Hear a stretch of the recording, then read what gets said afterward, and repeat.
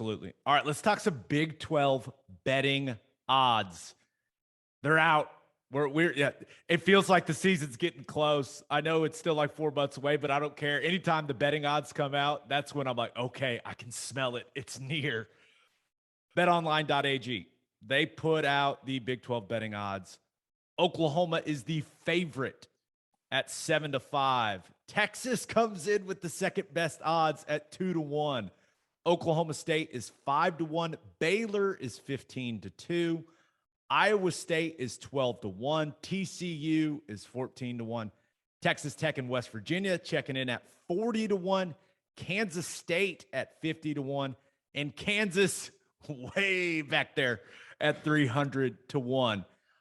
You think about how things finish up last year, right? I don't think there's any surprise that Baylor and Oklahoma State are in the top 4 of the betting odds. OU clearly, I know they didn't win it last year, but they won it the 6 years before that. So it makes a lot of sense for OU to be the top dog. And then, of course, Texas is in there, man. Of course they are.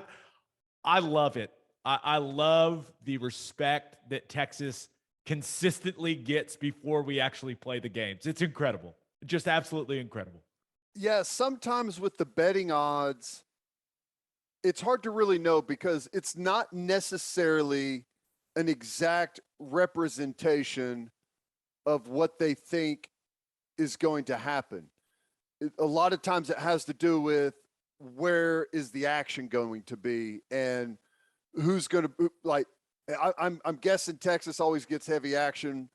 Baylor probably not as much, because to me, if it's about who's the best, I think it's Oklahoma, Baylor 1 and 2, and then I'd probably put Oklahoma State 3, maybe Texas 4. I actually like Kansas State, who they've got at 50-1. I think Kansas State, depending on how Adrian Martinez plays, has a fairly high ceiling, could be pretty good. So sometimes it's hard to know, but Texas is what, they haven't won the conference since what, 09? So we're well over a decade now. And I know that they've got some exciting things, but they've always got exciting stuff before you actually kick the ball off in the fall, right? So I don't know. I know they've said the quarterback has looked good through spring. Fall is a way different story, and kids never thrown a meaningful pass in a college football game. You know, they've got a culture problem down in Texas. They always have. And I think the NIL is going to make the culture issue worse at Texas, not better. When you have a guy pulling up in a Lamborghini, parking it in the parking lot before you walk inside. I'll say this, though. Bijan Robinson deserves that Lamborghini. He's awesome. I know. And he's awesome. Probably a great kid. You know, it's not a knock on him. It's a knock on, always feels like Texas, the players have been way more concerned with what being a football player can get them around Austin, as far as being a star and hanging out and partying on 6th Street, just like we saw the defensive linemen talk about, right? And I feel like the NIL stuff, although it's, you know, probably going to get them some good players, I feel like it's just going to inflame the issue that they've already had. They also went 5-7 last year. Key factor. Yeah, that's also something to remember. And, you know, the more people I've talked to a couple people on that coaching staff on my radio show on Sirius, and that second half of the OU game, like, it derailed their season. So that made me wonder, like, okay, what's the mental makeup of that team? Like, how if fragile you can you be, right? Right. That's where it's like, damn, it derailed your season that one half. And I get it. I understand that was heartbreaking for them, but there's a lot of unknown with Texas. And it starts with the quarterback, but also that defense, man, they were bad last year. You look at conference games only, they gave up 35 points a game on defense. That's a good staff that has had really good results in the past. And last year was probably, I don't know, I'd have to go back and do a lot of work, but probably the lowest offensive output the Big 12 has had in a decade or maybe longer. This is all you need to know. The first team Big 12 quarterback was Spencer Sanders. Right. That's defensively led football team. Yeah. That was where the level of QB play was last year in the conference. Right? Brock Purdy led the league in passing. The quarterback play was not good last year. It wasn't. It was not good in the Big 12. So for Texas's defense to play the way that they did, I mean, that's something they clearly have been trying to address this offseason, but we'll see it. I'm going to need to see it before I believe it in the fall. Like, looking at some of these other odds, I look at Iowa State, right? Last year, coming into the year, more hype for Iowa State than any year in the history of that program. And they fell flat on their face. Right? I thought that they were the most disappointing team in the country to me. Like, I expected really, really good things from them, and it didn't happen. But now they're kind of flying under the radar. Bunch of new faces there for Matt Campbell, right? Lost a lot of names that we know, Purdy, Breece Hall, guys, Eisworth on the defensive side, Mike Rose, but they do have some solid pieces back, starting with Will McDonald there, who's probably going to be the best edge rusher in the league. But I feel like Iowa State's in more of an Iowa State spot. You know what I mean? Like, they're probably more comfortable, coming in to we'll talk about the preseason poll. That's a long way off, but you would assume they'll come in somewhere like fourth or fifth in the preseason media poll. And I think that Matt Campbell's much more comfortable living in that world than, hey, possibly being the preseason favorite to win the league. No doubt.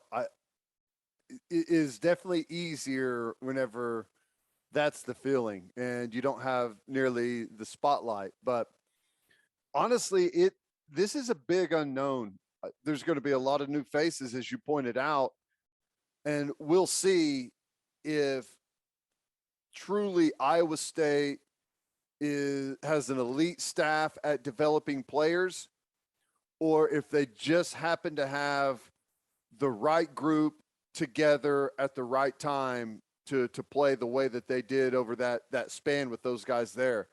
I mean, I don't know what all the numbers are, but they've got to be one of the biggest teams in college football as far as outgoing experience, like losing overall total starts from guys that aren't going to be on the squad this year. So this is big for Campbell.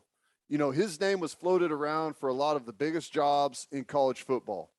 Well, if you can bounce back with all of the star power gone and still be second, third best team in the Big 12 with a new round of talent, I think that will say a whole heck of a lot about Matt Campbell.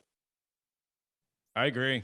And you mentioned Kansas State, 50-1. Listen, people may not realize this. They switched to that three-man front last year, and it was weird as hell to see them in it. And they really settled in. You look at the best defenses, and I always look at scoring defense. That is the most important statistic to me. You look at scoring defense last year in just the conference games. Oklahoma State, number 1. Baylor, number 2. And guess who at number 3? Yep. Kansas State, they gave up 22 points a game on defense in conference play.